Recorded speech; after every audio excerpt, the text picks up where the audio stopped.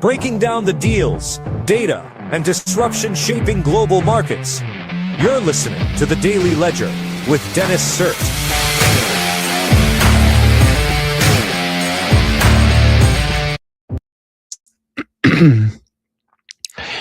Hey folks, it is Monday, April 6th, 2026. You're listening to The Daily Ledger Show, and I am your host, Dennis Sert. Great to be here with you tonight. We got some good stories we're going to talk about today, and we're just going to dive right in. We're going to talk first about, we got two stories, and we're just going to kind of do some commentary on both of them. The Big Bang, AI has created a code overload from the New York Times. And Google quietly launched an AI dictation app that works offline from TechCrunch. Before we get into those, make sure to like, comment, and subscribe. Follow if you're on Instagram Reels or TikTok. A lot of this content gets viewed from short form, so make sure to share the clips and the shorts and the TikToks and the Reels with all of your friends. And yeah, we're going to have a good show today. We're going to have some fun. And yeah, just sit back and relax. Let's just dive right into it. So here's a story from the New York Times. The Big Bang. AI has created a code overload. Okay. Now, it kind of goes into it. There's a few lines I specifically wanted to talk about. So in the article, it kind of talks about like Cursor, which is basically what killed VS Code, which is an IDE, or in other words, what software developers like the programs that they use to code in. It's kind of like Microsoft Word. But yeah, so Cursor is like this AI first thing that kind of killed VS Code a couple of years ago, and then they're trying to stay competitive. Cursor is, but Claude Code is kind of eating their lunch right now. But yeah, well, they haven't died, but their momentum has certainly gone down, and public sentiment is for sure. Anyways, so that's kind of the context, and so kind of the meat and potatoes of the article is kind of talking about how basically the New York Times is saying, like, specifically this Mike Isaac and Aaron Griffith saying, oh, the sheer amount of code being delivered and increase in, and so let me just back this up for a second. The two authors I mentioned from the New York Times are interviewing some like co-founders in San Francisco. So one of the co-founders at some random startup, Stockhawk, which is a security startup firm, says the sheer amount of code being delivered and the increase in vulnerabilities is something they can't keep up with, she said. And as software development moves faster, that forces sales, marketing, customer support, and other departments to pick up the pace, Ms. Clippard added. What is this, first grade? Creating, quote, a lot of stress. So let me just say this. Like, if you're a pussy, or in other words, if you have weak emotional fortitude, you shouldn't be in the business of software development, okay? Like, you should not be a programmer. You should be working at a bakery. And I mean that. Like, you kind of have to be a fucking boss in order to sit down and like ship like really good, successful code at volume and just kind of like push the needle every single fucking day. I mean, you can't be like, oh my God, the sheer amount of code being delivered post AI is it's just a lot of stress, guys. Can we just slow down? Like, no, I'm sorry. Like, if you're coding at 1x speed, your career is dead. Like, again, the bakery is an option for you. Like, someone's got to make the croissants. You know what I'm saying? Like, I happen to love croissants. So it's like, you know what I'm saying? Like, let's not create a supply shortage there. But really though, like, in order to be a successful software engineer in the post AI age, you really do have to be a fucking animal. Otherwise, you'll be eaten alive by people like me who adopt every new technology and just become 100x more powerful overnight and more productive overnight. Whereas, like, the New York Times, mostly boomers, mostly Gen Xers, maybe even millennials, they're just like, oh man, they take the opposite position, which is unfortunately the losing position, right? So they say like, oh, well, AI will never be as good as me. AI hallucinates, right? They kind of take the opposite of the AI pill, right? Whereas people like me are AI pilled and we just increase our output every single day, right? And our productivity, day 0, 1x, right? Pre AI hits 10x. Then the next day, next year, whatever the time scale is, 100x. Next time step, 1000x, right?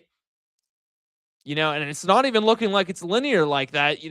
Maybe the next step is 10 million x my productivity. You know what I'm saying? So it's like, if you're stuck at 1x, you know what I mean? You see how you're like swept off the map. So that's what boomers don't understand. And most of them are kind of running the New York Times and everything. So it's just too bad. So let's jump to this other portion of the article here. So I guess here's this quote from Andrew Bosworth, who's a Meta CTO.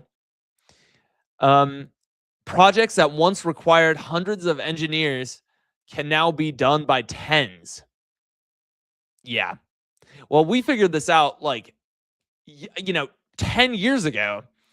I mean, you'll see like government workers, right? People on the government payroll, they're just off doing God knows what and still collecting that paycheck, right? There's no accountability. And then Elon made this a big thing in 2024. In the beginning of 2025, last year, he was like, okay, why don't, for step one of Doge, hey, why don't you, like, talking to some other government agency, why don't you send me an email, reply to my email with what you did this week and like your manager's name? And it's like 60% of the people didn't even respond to that, right? So it's like, you can imagine how much money is being just like literally just distributed. It's just pretty much just charity at this point to like people who don't do shit, right? And that's one part of the token, right? One side of the coin. The other side of the coin is like, shit, what about all this random, like, you might be able to even defend that and be like, oh, well, you know what? We're making sure that we're contributing to the continued decrease of the unemployment rate, or so. You can make some really weak argument like that, like, oh, well, at least these people aren't unemployed, which I completely don't agree with, but fine, make the argument. And then it's funny because along with that also comes just pure money laundering. Just shrimp, how fast shrimp can run on treadmills. Does toilet water taste better than real sink water? This is real shit. It's real studies that are funded to the tune of tens of millions, sometimes billions of dollars. Gay porn in Peru, right? I mean, the list just goes on and on. Can guinea pigs play Halo 3, right? Video games. It's like, dude, please. And then suddenly it's like, oh, well, we have to get rid of Elon. He's just a bad man. I used to be for green energy, but now I have to switch to a gas guzzler, just fucking diesel up my car, my truck now just because Elon Musk, he's a bad man. We have to stop him. You know what I mean? It's like, well, by that logic, all of those people who were against Elon, now that Trump, I say now that, but this was really like last year in June. But it's like, now that Trump got rid of Elon, doesn't that make you on Trump's side then? With if you're following that logic? So you either have to be with Trump then, who booted Elon, or you have to now be with Elon. So which one is it? You know what I'm saying? So anyways, work that used to take months can now take days. Yeah. And then, of course, Elon was the first to, and that's why I started talking about that, kind of went into a tangent there. But in 2022, with Twitter, right, formerly, later turned it to X, but formerly Twitter, when he, first became CEO, and then he later became CTO. He laid off like 80% of the engineers, and then X is doing just fine today. You know what I mean? It's like it's never made more money. Yeah, so it turns out there's a lot of fluff. There's a lot of like freeloaders. There's a lot of people not actually doing jack shit, right? Both kind of in the government, which Doge was kind of finding too much about before they kind of cut that off. And then it's such a joke now. They're like, oh my God, JD Vance is going to be our new like fraud czar. It's like, shut the fuck up and bring back Elon right now. You know, it's like, why are they even naming them czars? Like, what's up, border czar, frauds? Like, dude, like, I thought we weren't Russian. You know what I mean? It's like, I keep getting called a Russian propagandist. I've never even been to Moscow. And it's like, oh no, but we're going to call him fraud czar. We're going to call him like, border czar. It's like, okay. Yeah. So anyways, work that used to take months can now take days. Well, no shit. Turns out you don't need a ton of people to get the same amount of output, if not more. More colloquially put, you don't need you can't have too many cooks in the kitchen, right? So yeah. So Meta is just now having that epiphany, apparently. Oh, actually, there's one more thing I want to talk about. So in this other portion, the authors in the New York Times go, not long ago, the process of turning ones and zeros into computer programs was very different. Engineers pored over complicated computer languages to commit them to memory. They might write a few dozen lines of vetted bulletproof code a day. Like, let me just say this. Pure cope from the New York Times. I mean, they're insinuating that, like, they're not technically incorrect. But it's like, why include it? They're insinuating that we need to go back to that time. Newsflash, we aren't in that time. Just accept it. This is the new reality we're in. Okay? You can like, if you aren't consuming 1 million tokens of Claude code a day, you need to be fired. Your ass needs to be fired. Okay? So we aren't in the time where a few dozen lines of vetted bulletproof code a day will win the day. Yeah, let me tell you something. Claude Code is always going to write better code than you because you are a loser and you are a failure. You will never be able to write better than AI. You need to just accept it. Just at this point, just internalize it, right? The only way out is through. You can't be like, oh, well, you know what? Back in the day when we used to write BASIC, well, we wrote a few dozen lines of vetted bulletproof code a day. I like to think I'm a big software developer. Bitch, you're nothing. Now go use the fucking 1 million tokens of Claude code. Or here's the fucking pink slip. You know what I mean? It's like, just, you need to fucking wake up.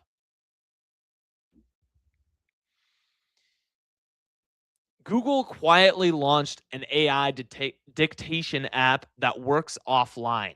So they have this new Google AI Edge Eloquent thing on iOS, which kind of takes on some of these startups like Super Whisper, Willow, and Whisper Flow. And, here's kind of my take on it. I mean, it's great that they did it finally, but they're just way too late.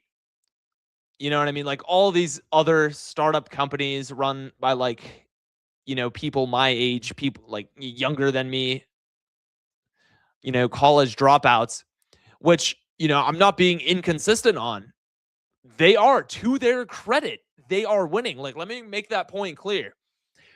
Everyone who I just mentioned, all of these startups, they are winning. They have taken this market and they're doing great in terms of annual recurring revenue, ARR. Okay, so let me just set that aside. My point here is that big tech are all just a bunch of cucks. Okay, it's like they could easily jump into many of these sectors like AI note taking for your meetings. Zoom, why didn't they do that from the get-go? Why didn't they do that as soon as ChatGPT's API came out? And then they let all of these companies kind of take the cake with that. And then same thing here with voice transcription. All of these startups end up, doing quite well with it, right? To their credit. And then Google just kind of sits back and just says, "Oh, you know what?" Like it's kind of like saying, like, "Oh my God, like some other man is just, taking care of my wife right in front of me, but you know what? This chair is just so comfortable. I think I'm just gonna watch." Like that's kind of what big tech has been acting like in multiple domains. You know what I mean? So Zoom and Google could easily sort of enter both of these markets, right? AI note taking and voice transcription. But no, it's just, well, you know what? 4 years later, just okay. Well, you know what? Now we're getting around to it. It's not even on Android. It's just iOS. I tried downloading it on iOS before the show. It's not even like, available for whatever reason to someone random like me. So it's like, okay, well, fucking losers. I mean, no, here's the thing. It's like some people are just addicted to feelings of shame and just being cucked, and that's kind of what Google and Zoom are. It's like all these startups are kind of whizzing by, right? Doing great, exploding in ARR. And then it's like that meme from Rise of the Planet of the Apes versus the monkey, and he's like, "Oh no, oh no," just like, helpless, like, "Oh no, they're winning. It's Google. I'm just Google. I'm just Zoom. What do I do?" Give me a fucking break. Anyways, I think we're gonna end the stream there. Make sure to like, follow, and comment, and we'll see you on the next one. Have a good one. Peace.